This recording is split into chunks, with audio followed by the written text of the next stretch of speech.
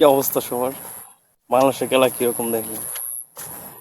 সাধারণ যুক্তরাষ্ট্রের সাথে এই অবস্থা, বিশ্বকাপে কি অবস্থা হইব?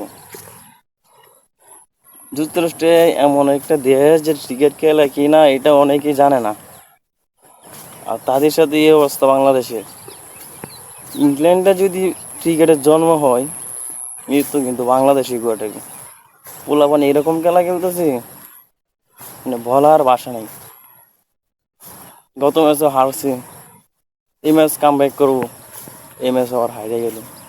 সবার চিন্তা ভাবনা, আর্জেন্টিনা প্রথম ম্যাচ হারছিল, যদি বিশ্বকাপ নিতে পারে বাংলাদেশ কেন পারবে না?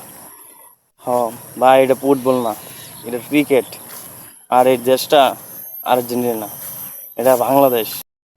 মুস্তাফিজুর আইপিএলে ভালো খেলছিল, তারা নিয়ে আইছে জিম্বাবুর সাথে খেলার জন্য। বাংলাদেশ এরকমই, যখনই দেখে র্যাঙ্কিং পিছিয়ে যেতেছে তখন খেলা রাখে জিম্বাবুর সাথে, তারা জানে জিম্বাবুর সাথে জিতবে। বাংলাদেশের মাটিতে খেলা, তারা নিশ্চিত। কি দরকার ছিল এই ফুলাটা রাখানো? যদিও চেন্নাই দল থেকে বাদ এখন, কিন্তু মুস্তাফিজুর অভাবটা ভালোভাবে টের পেয়েছে। সবাই ভাবছিল যে মুস্তাফিজুর কি জায়গা দেয় কিনা ধোনির দলে, চেন্নাইয়ের দলে, কিন্তু না, প্রত্যেকটা ম্যাচে তারা জায়গা দিচ্ছে এবং ভালো কিছু করছে।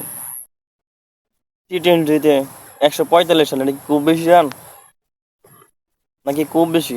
145 রান T20-তে নেওয়া সম্ভব না। 145 রান এটা নিতে পারতেছে না বাংলাদেশ। হ্যাঁ, আর সেই দেশ নাকি বিশ্বকাপ খেলবো। তার থেকে উগান্ডা ভালো খেলবো, দেখেন। উগান্ডা ভালো খেলবো, উগান্ডা তো নতুন দল, তাও ওরা ভালো খেলবো। বাংলাদেশ দিয়ে কোনো কিছু হইব না। আর্জেন্টিনা যেমন আরমানি, গঞ্জালেস, ওটো সয়েজ, বাংলাদেশের লিটন দাস, শান্ত, ওটো সয়েজ, মানে ওগো সারা কোনো মনে করেন চোখেই দেখে না। লিটন দাস কয়টা ম্যাচে ভালো করছে, শান্ত কয়টা ম্যাচে ভালো করছে, ও ঘুরে নিব। কত বাদই দিলাম, এই যে কালকের খেলা 145 রান টার্গেট, এই রানটা নিতে পারে না যুক্তরাষ্ট্রের সাথে। ইংল্যান্ড, অস্ট্রেলিয়া, নিউজিল্যান্ড, তাদের সাথে কি অবস্থা হইব?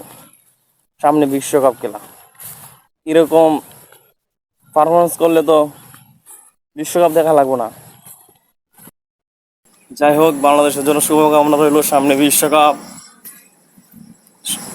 দোয়া রইল।